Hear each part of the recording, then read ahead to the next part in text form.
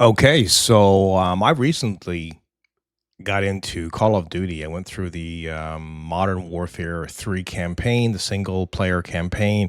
Then I jumped into the online, and yeah, what a mess. What I don't know. I can't see how anyone can play that game. I mean, I spent like probably half an hour in there, and I played that zombie one as well online. And I don't know. It's just I guess it's just not for me. It's seems like I'm in the middle of a cartoon or something. Although I have to say the visuals pretty impressive overall. I mean, actually very impressive. The single player campaign, I might play through it again. That was pretty good. Modern Warfare 3. Modern Warfare 3, Call of Duty. Call of Duty, I played the first one, the second one, and then from there, well, it kind of went downhill after that. But it actually was released on the Microsoft Game Pass. It was on there, so I decided to download it. It was over like 150 gigs, I believe. Huge game because it has so many components to it.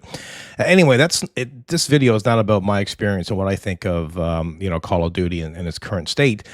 You might have your own opinion on that, but this is about SBMM. Now, what is SBMM? It's skill-based matchmaking. Okay, so I'm just going to read you a few things here, and I will link you to this article if you want to find out more information about it. Activision has released detailed information about its skill-based matching system in Call of Duty. While many players prefer a more random matchmaking system, Activision agrees that SBMM improves the overall gaming experience for most players by reducing blowouts and increasing player retention. To support their claims, Activision conducted a secret test where SBMM was reduced for a portion of players. So to make everyone, kind of like even Steven, I guess, the results showed that fewer players enjoyed the game without a strong SBMM system in place. So, like, for example, myself, I'm new to all this new Call of Duty online stuff. So if I was to go in, that's kind of like, I guess for me, it's a good thing. But for someone who is level, I don't know, like a 800, then it's not so good because I went in there and actually to be fair, when I went in there for a match, I just got annihilated. So I don't know if this is in practice now or not, or it's just in certain on certain maps or what. I don't know. If you guys are experienced with Call of Duty, on all this kind of stuff, let me know because maybe you can provide some insight to me and everyone else here.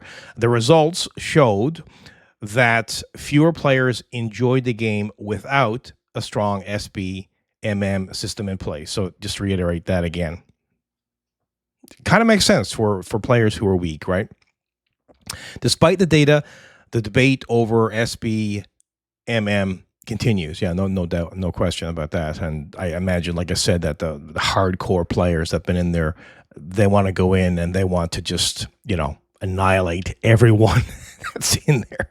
And, I mean, is it fair? Well, yes and no, right? I mean, it's if you look at Tarkov, like for example, if you go in the PvP, right, and if it's at the end of a wipe, then and if you just start playing at the end and you haven't leveled up, and you're going to get completely annihilated. If you want a game that's not fair, like not on any level, go play Tarkov PvP. It is on every single level not fair. So anyone is complaining about this here and how skill-based matchmaking system, kind of like is no good in Call of Duty, go to Tarkov and you will have a rude awakening how bad it is when you are a new player. And even when you're experienced in there, actually a new player could take you out. It depends on the situation.